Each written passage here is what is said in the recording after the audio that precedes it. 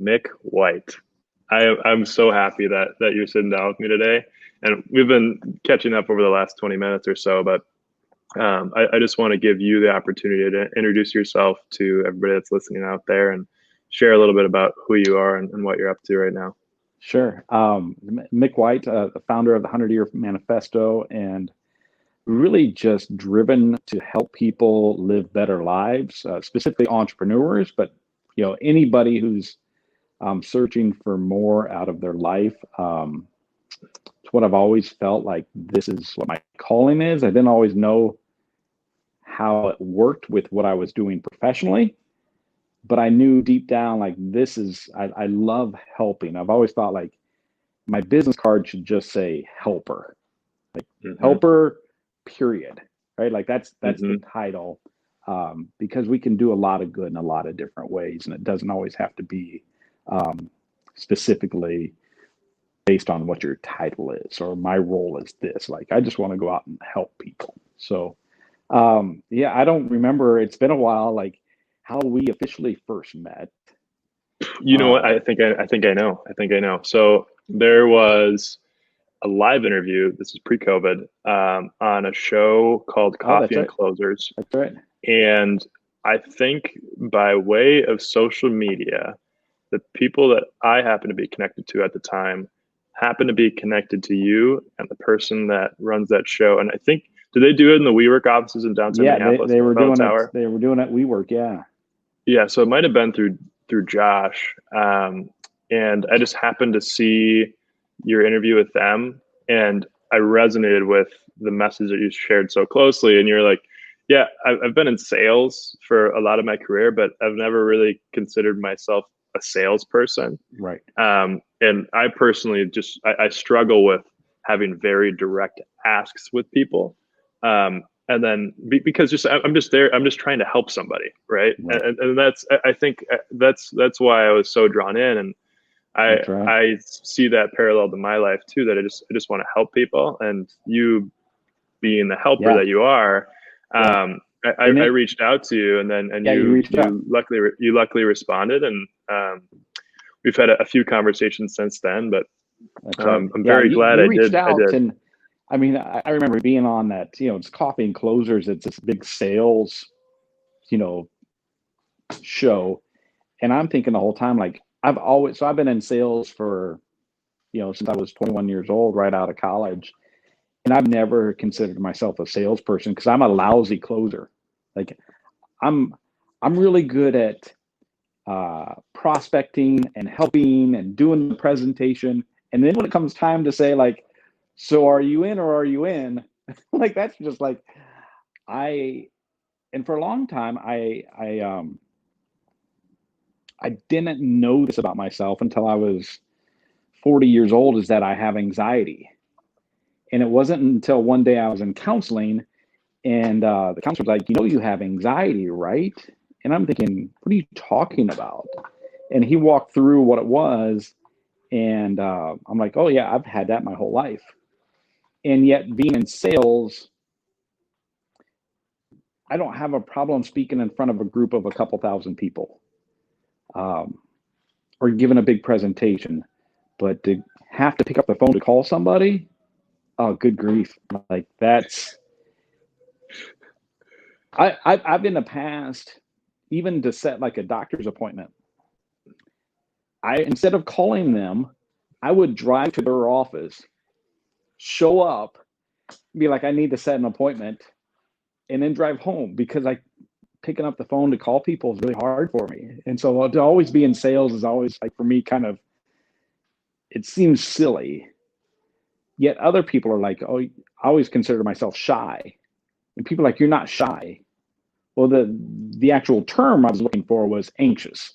I have Hmm. anxiety. I'm not shy. Hmm. I'm anxious. So, yeah, that's how we met. And you reached out, and I remember just being impressed with where you were at that time and what you were doing in business and life and your own entrepreneurial journey early on, and not waiting until, hey, I'm gonna wait until I graduate. Like I'm gonna do stuff right now. So yeah, it's been good to get to know you over the last year or so. And likewise, Mick. And I want to focus in on the tagline that you alluded to, but it is one of the primary drivers of a 100-year manifesto, and that's helping entrepreneurs live their best lives. So, what does that mean to you, and how does that what does that mean in action as well? Like, how does that apply to your business at a 100-year manifesto? Yeah, so for 20 years, and I got started in my father's office in the insurance and investment world, and he's been doing it since I was 6 years old. And my mom was in their office too, and so we talked a lot about money with clients and legacy around stuff. But for me, this living a better life, about 8 years ago, I came home from work and I won an award that said I was in the top 1% of what I did in the industry. And I showed it to our son and I said to him what it was all about. And he was probably 6 at the time. And he's like, well, that's cool. I said, but what I really want is to be in the top 1% of dads. And I want to be in the top 1% of husbands to your mama. And that's when his eyes like lit up. And I think living a better life for entrepreneurs isn't necessarily about what awards you win. And are what's your head count, or your if you're raising a round, or your revenue growth, all the things that we typically measure around success. And part of that happened was in 2011, I've been engaged for about a month, and my mom died from an accidental overdose on aspirin. And my mom, God bless her, at age 58, an accidental overdose on aspirin. Mom didn't win any awards. She was a grocery store clerk. She worked in my dad's office, and she didn't have a wall full of awards at her office. But when she died, at her visitation, it was 7 hours long. That's where her awards and her recognition and the validation of a life well lived was 7 hours of people who just kept showing up from all walks of life, from the local AA hall to CEOs of Fortune 500 companies, and everybody in between. So I'm going to button my 5-year-old's pants for a second. I'll be right back. Okay. When you meet, buddy. It's time. And meanwhile, I've got goosebumps right now just from this story. All right, it's class time, bud. And so it just, what are you really trying to measure, and how do you find success? Like, it's not up to me, it's not up to other people. I think a lot of times we think around like, what do you want out of your life? And you're like, oh, I want a cabin, or I want a new car, or married and 2 kids. And even from an early age, we talk and we ask kids questions, or people asked us questions when we were kids, and like, what do you want to be when you grow up? And it's always very professional driven, like occupation. They don't ask questions like, who do you want to be? Like, I want to raise healthy men. I want to be a healthy man. I want to be respected in the community, these type things. And so living a better life to me means not just professionally, but I want my sons to be healthy, and I want to have good relationships and healthy relationships within the community. And one day, I always thought like mom had this impact on the community, and she was the grocery store clerk and a receptionist or an office manager. If you could have her personality and her heart coupled with an entrepreneur who has the opportunity to make a lot of money and employ a lot of people and spread a bigger message, like if you could get those two mashed up, that person has an opportunity to really impact hundreds of thousands of lives or millions of lives. And so if I can help that person get it right, we can really have a big impact on the world, and along the way, help out everybody else as we're doing it. So that's kind of, I think it could, for some people, living a better life might be living a healthier physically life. Mm-hmm. It might mean not being attached to work so much, or redefining. It's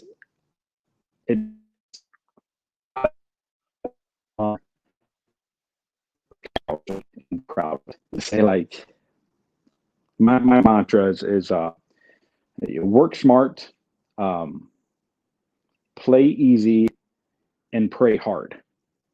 Like that to me seems a lot. I don't want to work 70 hours a week. I want to spend as much time with my sons. I want to spend more time with friends and my family and be healthy, not just be remembered for what I did professionally. Because at the end of the day, it all goes back in the box. Like, it's kind of like the game of Monopoly.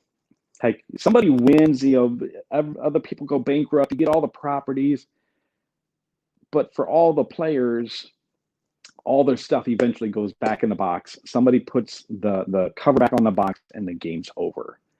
And so for life, it's similar. Like, when life's over and you go back in the box, what are people going to say about you, and what impact do you have in your life along the way? So I think that's really the message that we talk a lot about with our clients around, like, what are you really trying to do? Like, what are you really trying to do with your life? And how do you do it better? How do you live healthier? How do you live with more meaning? Mm-hmm. So in practice, I mean, you're essentially a life coach and business coach for entrepreneurs, and you help them identify what they can do in their life to make sure that they live a happy life, and they're content with what they're doing, both inside of the business, but also, and I think more importantly, outside of their business and all of the work that they're doing. And oftentimes, I'm sure with certain entrepreneurs that you work with, those are two very intertwined things. Oftentimes, their business can probably lead to some other things outside of their business and making them happy in the long term. I'd love to hear a little bit more, Mick, about what you currently do now to live your best life. Yeah. So one of the things that I do, I try to keep things as simple as possible.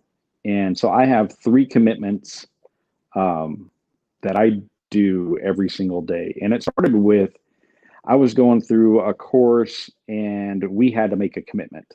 And it was a personal commitment. It was a business course. It was a personal commitment. And I remember, like, in a room full of 25 other men, I wrote down, like, I didn't want anybody to see it. And I wrote, like, I'm going to call my mom every day. Right? Like, I was 36 years old. I'm like, I'm going to call my mom every day. And I did. For the next 2 years, I called my mom every single day. And then she died. And I don't regret one single one of those phone calls. It wasn't always a highlight of my day.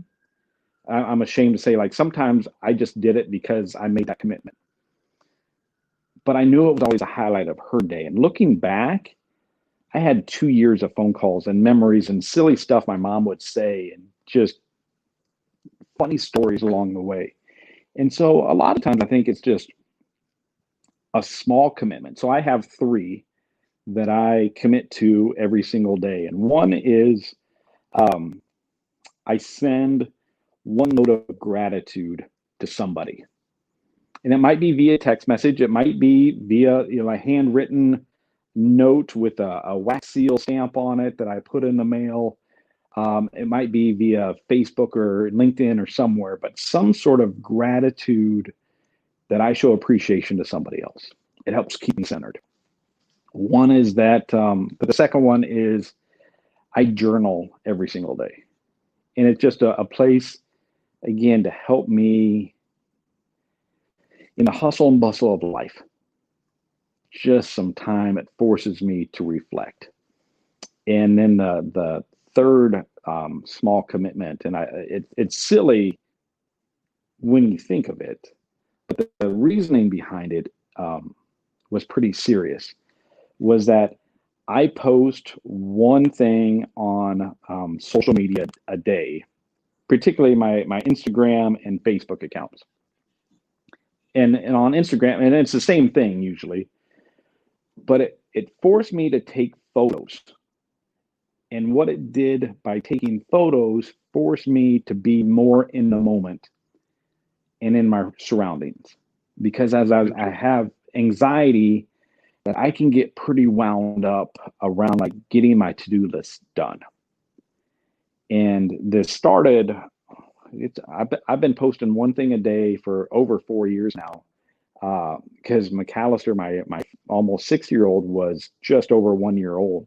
And I remember watching him as a 1 year old, hearing a sound as we're walking down the street, and he would stop whatever he was doing to look at the bird or the butterfly or the airplane. And we're so busy, just like, whatever, like it's a bird. Yeah.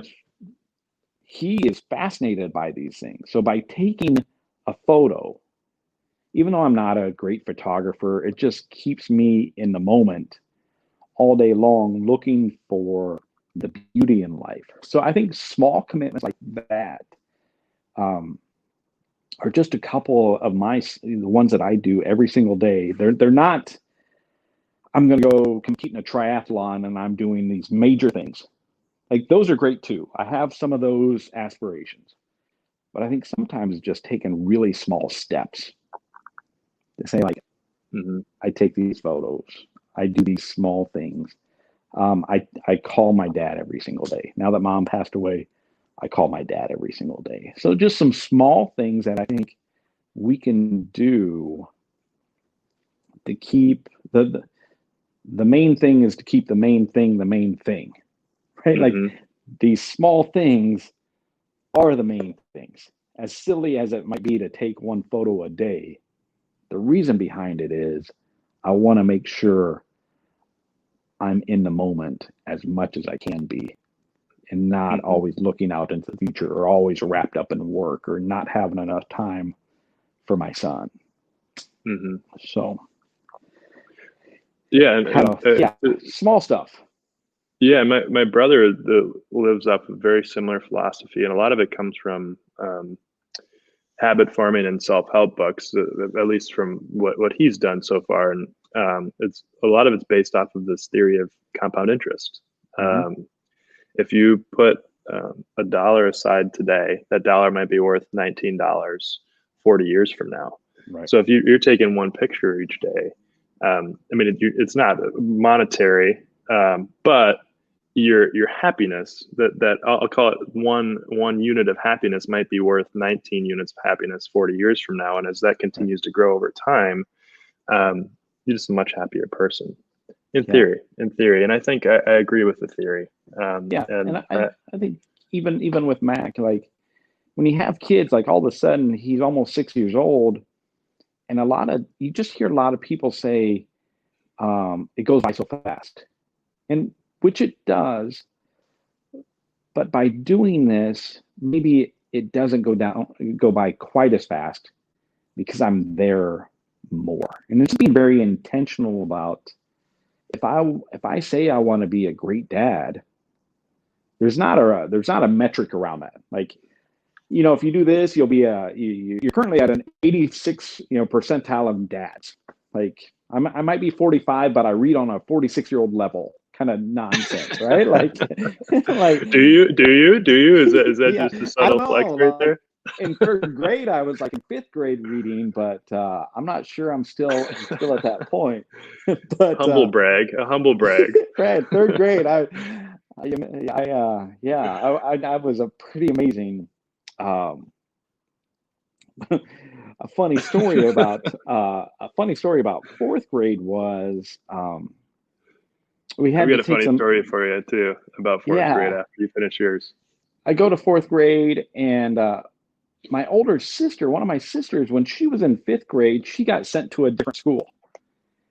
And I remember Jamie Forrester was this girl in my class. She was in fourth grade, and then fifth grade, she wasn't in our class anymore.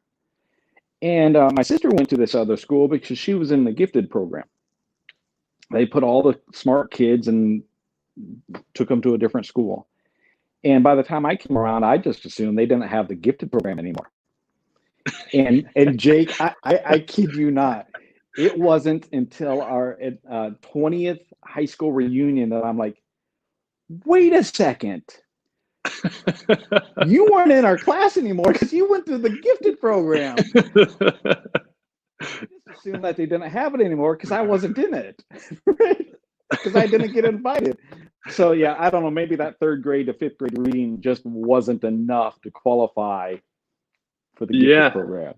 Well, maybe you slipped through the cracks, Mick. Yeah. And they just missed it. Funny fourth grade story for you from my experience, and this is probably one of the reasons I wasn't in the gifted program. In kindergarten, it goes back to kindergarten.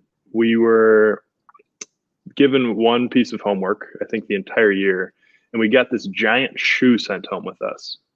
And between Friday and then the next Monday, I think, we had 4 days to learn how to tie a shoe. And Jake at the time had these little slip-on Velcro shoes that he wore. And so he had never tied a shoe before. And so he came back to school on Monday with a pair of untied shoes. And that journey continued for me. I failed the assignment, but they kept me in. They didn't flunk me out of kindergarten because I didn't tie the shoe.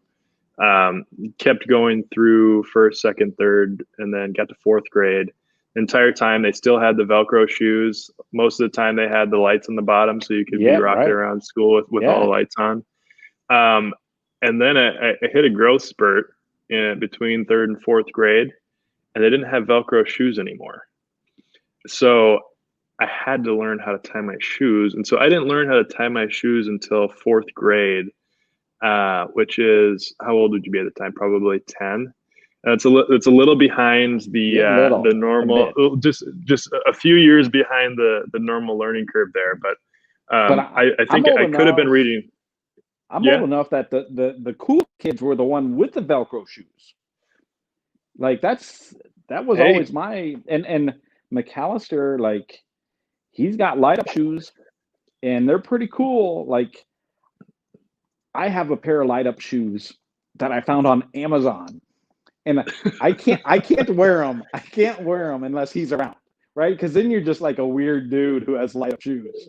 Yeah. But if you're wearing your light up shoes when your kid is wearing his light up shoes, people are like, you're a great dad. I'm like, I got light up shoes. Look,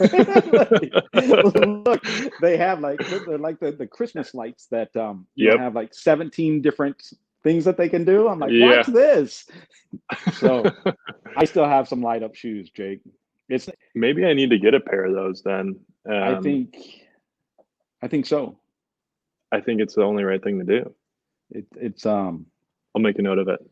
Yeah, just be yourself in life. And if you're all about light up shoes and Velcro, there's a people. You have a clan out there. You have your people out there who are like, you're one of us. Yeah, it's so interesting. Okay, I'm so glad you brought that up, Mick, because a lot of times people feel like they're isolated. Or they're on an island and they're the only person. Like, I'm a really quirky guy, and I know that. I know there's tons of people out there that are quirky just like me, and they'll get along with me really well. But there's tons of people out there they're super worried about being the only person in the world that is like they are. And I'm glad you brought this up, because there's literally 7.5 billion people on the planet. Right. That's a lot. Like a lot. Like a lot. Right. A lot. There's a lot. And like, there's I can't even like wrap my head around 7.5 billion. Like, there's only a few 100 million in the U.S. And if you think about how many people you know in the U.S., I mean, it's probably limited to a few thousand people at most. And thinking about that multiplied by another 1,000, that's a lot of people. Right. And I think it's important for people to know that there's other people just like you out there. And the same lesson, I think it applies for businesses as well. If you can sell one thing to one person, you've completely validated your entire business sales process. Because if you can sell it to one person, you can probably sell it to at least a few hundred or more people, depending on what your product is. Right. Like, you don't have to sell everything to everybody, right? Like, you just need a select group of like these are my people. And quirky, or like one person's quirky is another person's normal, right? And like, the more that you can just like, this is who I am, and be authentic to who you are. Like, I'm really bad at being Jake. I'm really bad at being my dad or my brother-in-law or anybody else. I can be really good at being myself. And the more that I step into like, this is just who I am, for better, for worse, this is just me. These are my interests. The better my life gets, because it's a whole lot easier to be yourself than it is to try to be somebody else. You know, it's one thing to have role models and want to be like them, but you really just want to be the best version of yourself, whoever that is. And I feel like I'm not one to judge who other people are or how they're doing, as much as are they doing their best at being themselves? And that's really our measure of success. It's almost like they need to find their niche. I'm trying to make a case for it, Mick. I'm trying to make a case for it. You know, well, thank you. Yeah, this is one of the reasons I wanted to do this show. It's just to help other people get to a point where they realize like what they want to do with their own life, regardless of what anybody else thinks. Because I know, like I've been blessed. My parents never really put any pressure on me to go one way or another. I just kind of followed the path that seemed right to me, and they've helped set some guardrails up so I don't go too wild in certain directions. But for the most part, they've pretty much supported me with anything I do. But I know there's certain people, friends of mine, that they feel pressure one way or another to do something, or to not do something, even if it's something that they want in their lives. So I'm just hoping that if one person listens to this and comes to the conclusion that they can do whatever they want in their life to make them happy, as long as they don't hurt other people. Please don't hurt other people to make yourself happy. But just do your life and do you. And there's only one person in the world that's going to take care of you, take care of your number one, and it's going to be you. I mean, your parents are going to keep their eyes out for you. Your significant other is too, but at the end of the day, it's not you versus the world, it's you with the world. But the only person that's going to be able to actually help you is you. Yeah. Life's too short to go through being anybody other than yourself. Yeah. Like, you're just not going to be happy, and it's not healthy to try to be anybody else other than who you are. Patrick Lencioni has a book out. It's called Getting Naked, and it's really just it's a business book. But Getting Naked is a euphemism. Sure. It's a euphemism around being vulnerable. Yeah. And how to really connect with people is, if I'm vulnerable first, it provides a safe space for other people to say like, oh, Mick's not going to judge me because he just shared his story. And what a story that is. I feel now I can share this with Mick, and he's not going to look at me twice and be like, oh, you're an awful human being, or whatever it might be. And so really that being able to share your story first, for me, other people start sharing their story, and I realize it's hard not to love somebody once you hear their story. Once you hear the stuff about them, you're like, wow, I mean, we all have stuff, you know, in our lives that is tough. And once we get to that point with other people, you realize like, well, no wonder Mick's the way he is, right? This and this happened, or yeah, he's doing great, all things considered. And going back to like, I'm just trying to do the best that I can with where I'm at. And one of the things that I've unlearned in life is to compare myself against other people. So I'm no longer worried whether or not I read on a 45-year-old level, right? Like, am I doing the best I can? And that's good enough. Maybe other people are just better readers than I am. Yeah. Or they had a different environment growing up. You know, maybe their parents taught them they didn't have Velcro and they forced them to tie their shoelaces. Like maybe their parents were shoemakers. Yeah. Or they were, you know, It's just they were in the Navy, craziest, right? It was the Yeah. craziest long-term branding play ever to have your kids only wear the shoelaces because you're a shoe manufacturer. Right. They got you. Yeah. Played me like a fiddle. Yeah, but I think that's the more you can just accept who you are and embrace it, the happier and healthier you're going to be in your own life. Yeah, and I think Mick, we're approaching an apex here in this conversation, and I know I'm we're ready coming for close.